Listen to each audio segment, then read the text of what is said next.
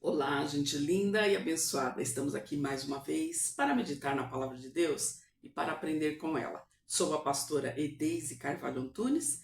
Quero agradecer a tua visualização, pedir que você, se não se inscreveu ainda, inscreva-se, que você é muito bem-vindo. Deixa o like se você gostar do conteúdo e acione o sininho para receber as notificações do próximo vídeo. Eu quero hoje falar com você a respeito de um tema muito interessante que gera muita polêmica, e o que nós estaremos meditando hoje é sobre as religiões e a Bíblia. O que a Bíblia fala a respeito de determinadas práticas? Nós bem sabemos que primeiramente Deus criou o homem e era só o homem e Deus, ou Deus e o homem, não é isso? E a palavra vem falar que Deus criou o homem à sua imagem e semelhança e que Deus criou e mandou ele dominar sobre todas as coisas, né? Sobre tudo que existia. E a palavra vem falar que quando Deus criou todas as coisas, ele fez num determinado tempo, e a Bíblia diz assim: e foi a tarde e a manhã do primeiro dia, do segundo, do terceiro, e assim sucessivamente.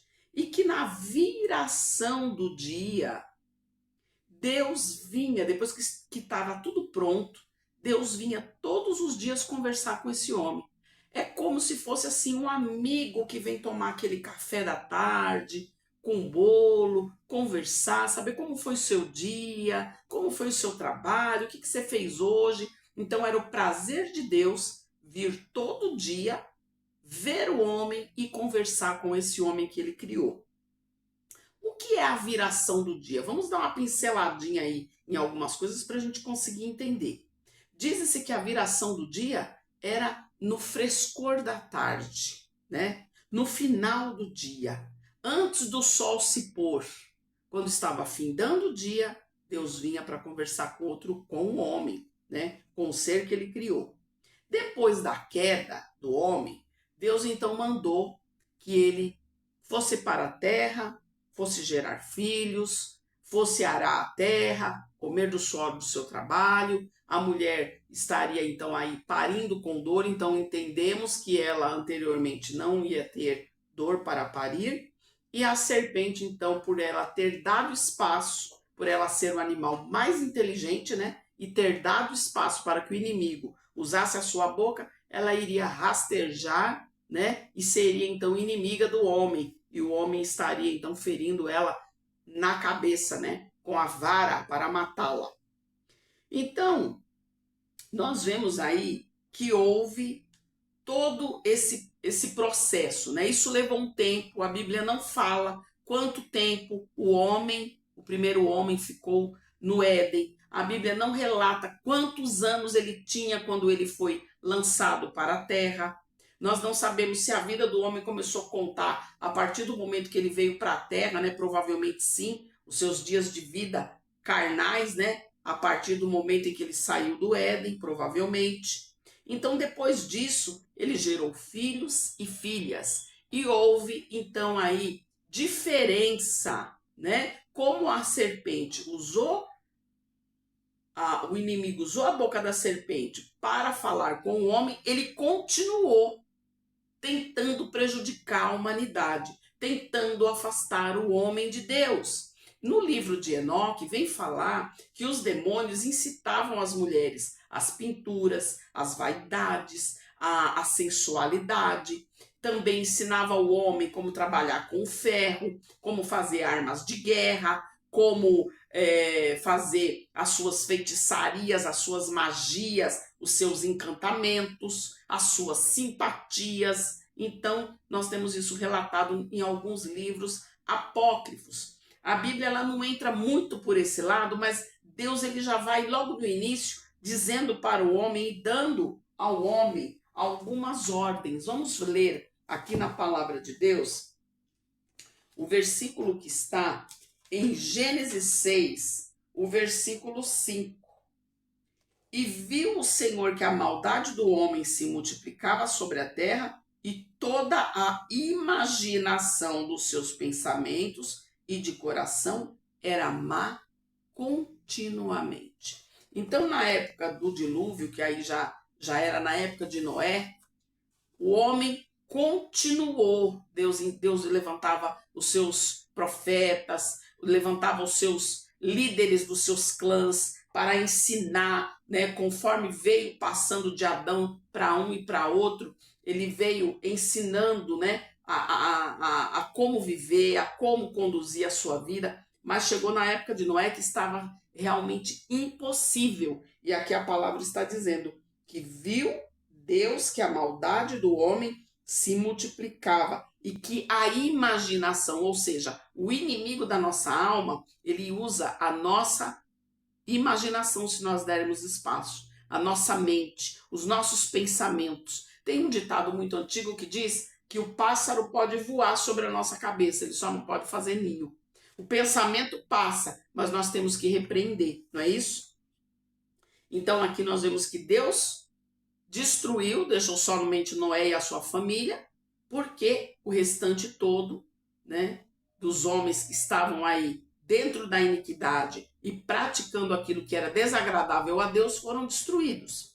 Depois nós vemos em Gênesis 11 uma outra oportunidade em que o homem mais uma vez se levanta para fazer o que é desagradável. Gênesis 11, versículo 3 ao 4 diz que os homens disseram uns aos outros: vamos fazer tijolos, queimemo-los bem, e que sirva de pedra, e o betume vai servir de cal. Então vamos edificar para nós uma cidade, né? E uma torre cujo o seu topo toque no céu, para que Deus não nos espalhe sobre a terra. Nós vamos conseguir chegar até Deus, nós vamos ter um domínio, né, sobre as nossas vidas. E mais uma vez, Deus ali confundiu a língua e espalhou os seus clãs. O que é o clã? As famílias, né? Vamos supor, a família do João, a família do José, a família do Antônio. Então, houve uma separação de clãs, das suas tribos, né, por assim dizer, e eles foram espalhados para toda a terra. Nós temos alguns vídeos aqui falando sobre religiões, falando sobre a separação dos continentes, como que ocorreu. Eu vou deixar aí na descrição aí, você só clicar no link, você já vai diretamente para o vídeo.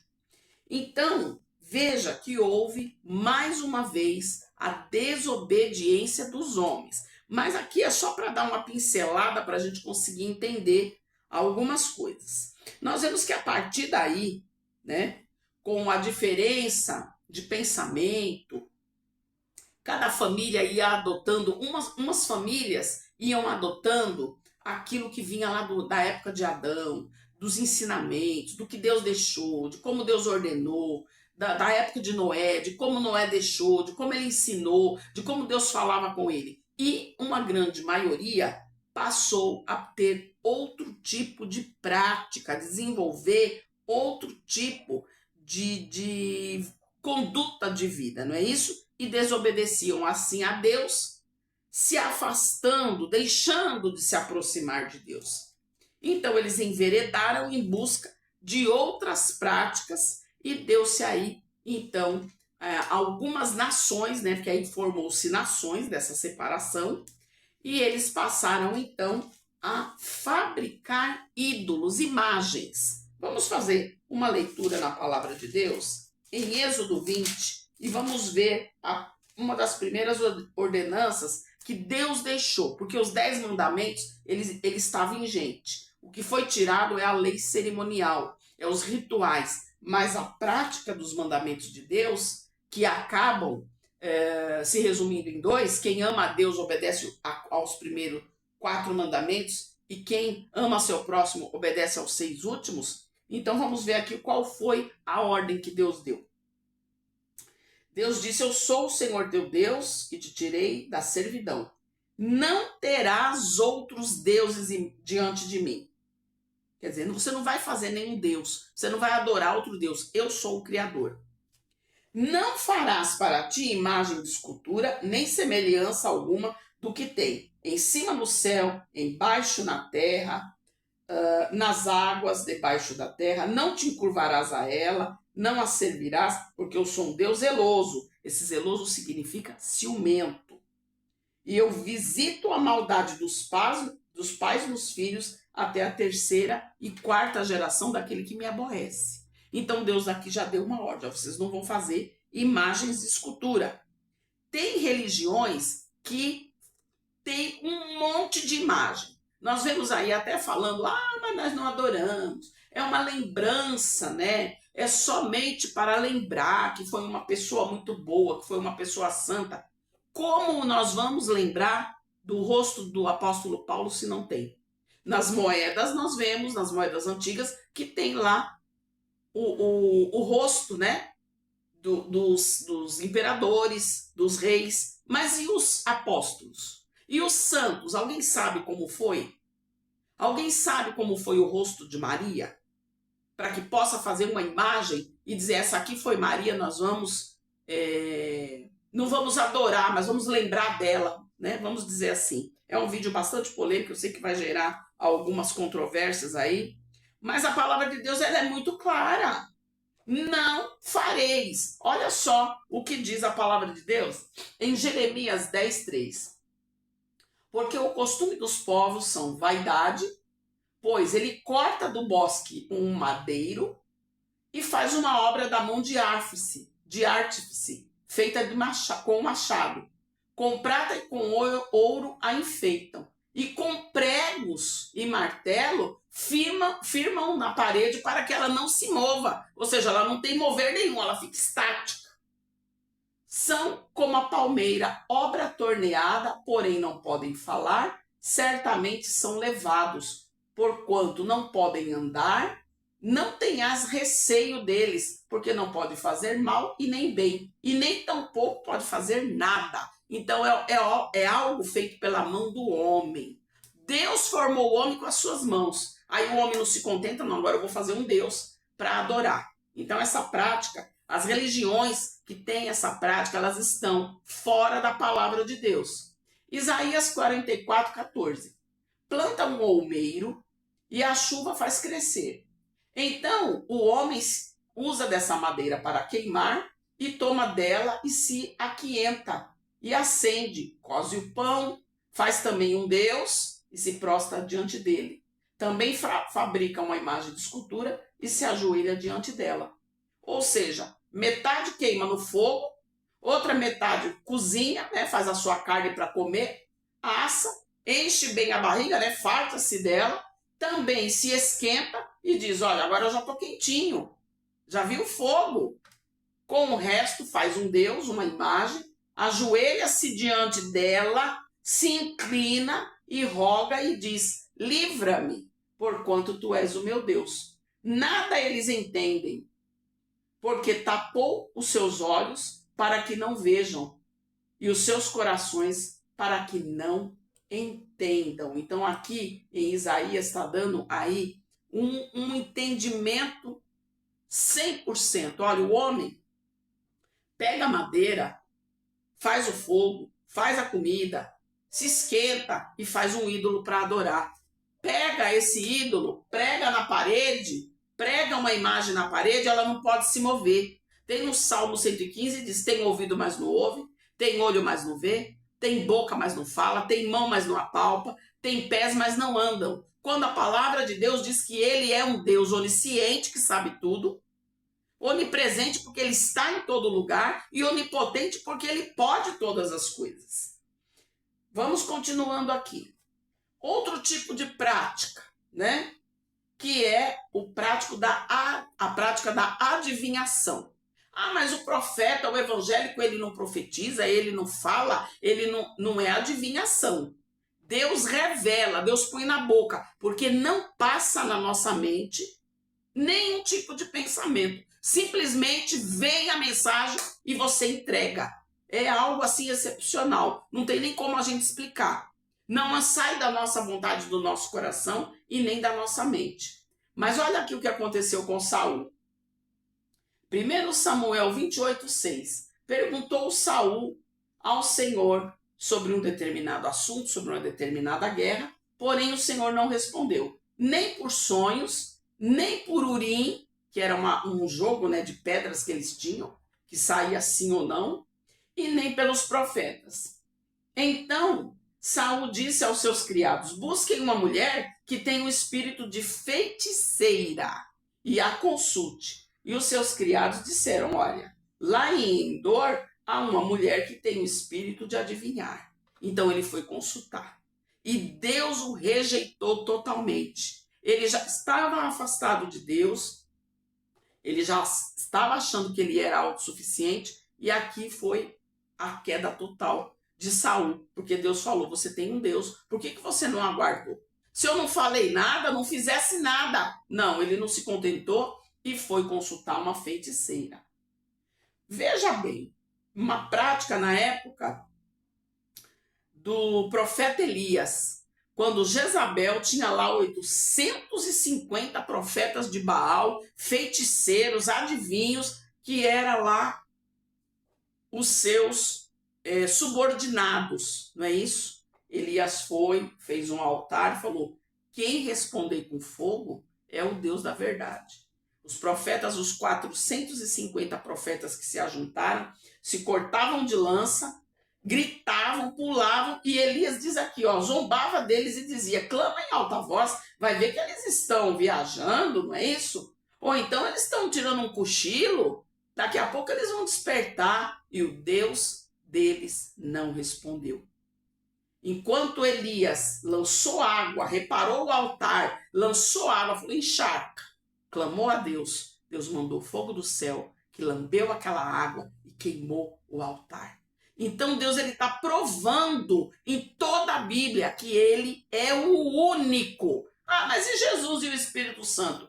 É um só Deus agindo através da sua palavra, enviando a sua palavra, que é Jesus, e enviando o Espírito Santo Consolador para estar conosco. Mas é um Deus só, não tem três deuses não, gente. É um só Deus que atua na pessoa do Senhor Jesus e na pessoa do Espírito Santo. Deus, ele tem o seu poder, a sua forma de fazer todas as coisas. E nós não estamos aqui para provar quem ele é, não. Nós temos que crer que ele é, saber a que veio, saber o que ele faz, saber o poder que ele tem e saber que ele é único. E nós não precisamos de nenhum outro tipo de artifício, nem de Deus e nem de religião para servir a Deus. A palavra religião significa religar. Religar o quê? O homem a Deus, porque o homem foi afastado de Deus quando pecou.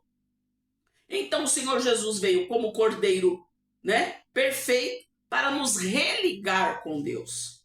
O único caminho. O Senhor Jesus diz: eu sou o caminho, a verdade e a vida. E não tem outro caminho a não ser esse.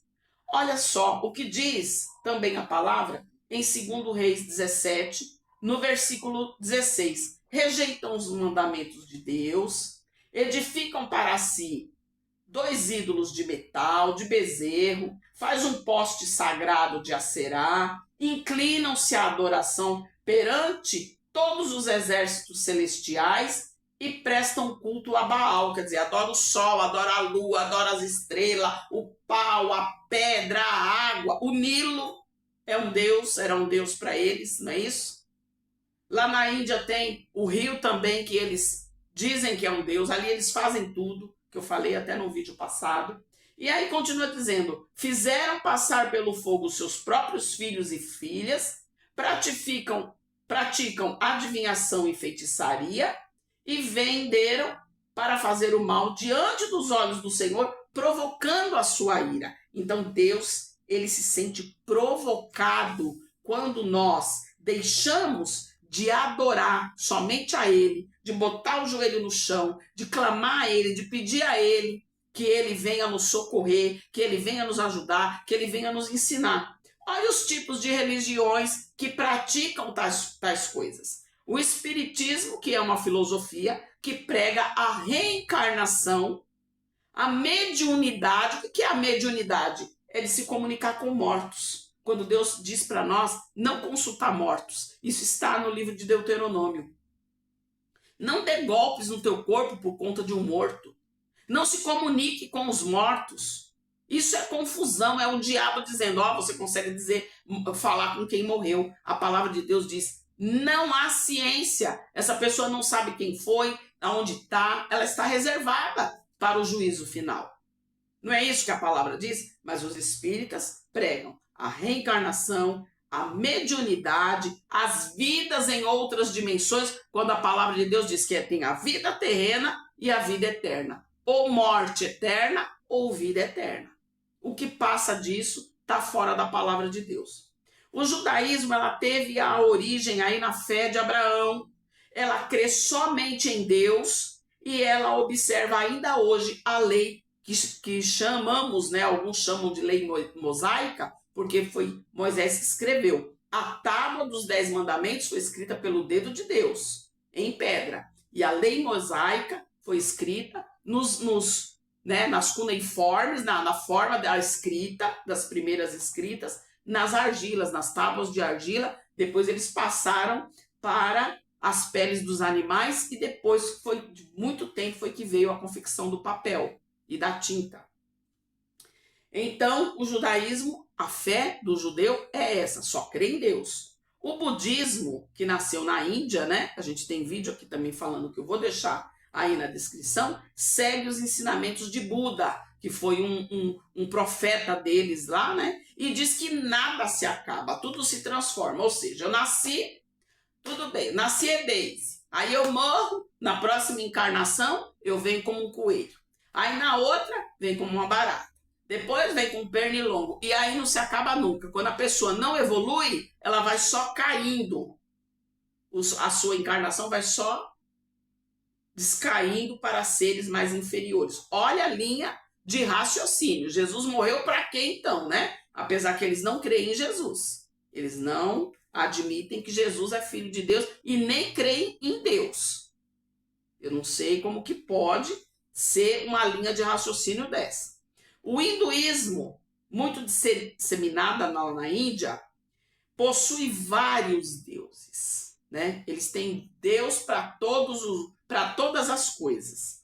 O islamismo é uma região predominante na região árabe, né? É uma religião que predomina mais lá na parte dos árabes. E também são chamados de muçulmanos. Eles pregam, né, sobre a visão do profeta Maomé e também eles creem somente em um Deus. Só que é uma religião muito rígida, né? As mulheres ainda hoje não têm liberdade nenhuma, porque eles estão ainda no tempo daquela lei bem, bem antiga mesmo, e eles têm um costume bem, bem difícil da gente poder, vamos dizer, acompanhar, né? O cristianismo crê que Jesus é o Filho de Deus, que é o Salvador, e crê também que Deus é um só. Só que existe nesse tipo de religião os católicos, que têm os ídolos dentro da igreja, as imagens, que eles falam que não é ídolo, que é imagem, que não estão adorando, mas carrega no ombro. Tem o dia de veneração. E tem aí os protestantes. Por que protestante? Porque protesta contra tudo que está fora da palavra de Deus. Os evangélicos e todo tipo de igreja evangélica que já volta mais para os ensinamentos bíblicos. E também tem aí as religiões afros, né? Que fazem as suas oferendas às entidades. Tem aí os seus codinomes para os seus ídolos, né? Os ídolos que estão na igreja católica, eles têm lá a Santa Bárbara, Iemanjá, e o santo tal é isso, o santo esse é aquilo, e eles fazem os seus rituais com matanças de animais, oferecendo sangue, e existe aí a magia negra, onde a prática deles é um pouco mais pesada, onde eles oferecem às vezes até crianças, né, para os seus rituais. A gente sabe que existe esse tipo de prática. Então aqui a palavra de Deus, ela vem falar que tudo aquilo que está fora da palavra, ainda que vier um anjo pregar algo que esteja fora da palavra de Deus, ele é anátema, ou seja, ele é amaldiçoado. Então nós temos que observar a palavra de Deus. Eu digo para você hoje, observa a tua religião, vai na palavra, faça a leitura da palavra. Ela pratica alguma coisa que está fora da Bíblia? Cai fora, porque somente essa palavra é a verdade e nos ensina e nos conduz para a vida eterna. Eu espero que você tenha gostado desse vídeo. Se você também tiver um pensamento contrário, sua religião for contrária, pode deixar o seu comentário, desde que com respeito, tá certo? Sem palavrões, né? Que não vão levar a nada. Se você acha que não é, pode deixar aí seu comentário que ele vai ser mantido no canal. Faça aí a sua defesa, mas procura se basear pela palavra de Deus e não por doutrinas de homens, não por filosofias de homens, porque filosofia tem um monte, doutrina tem um monte, mas a verdade é uma só. Jesus é aquele que morreu para te salvar, para me salvar, e é o caminho que nos leva até o Pai, que nos leva para a eternidade. Deus te abençoe. Estaremos dando continuidade a demais conteúdos que são pertinentes à palavra de Deus, e fica para ti um forte abraço da pastora Edeise. Até o próximo vídeo, se assim o Senhor nos permitir.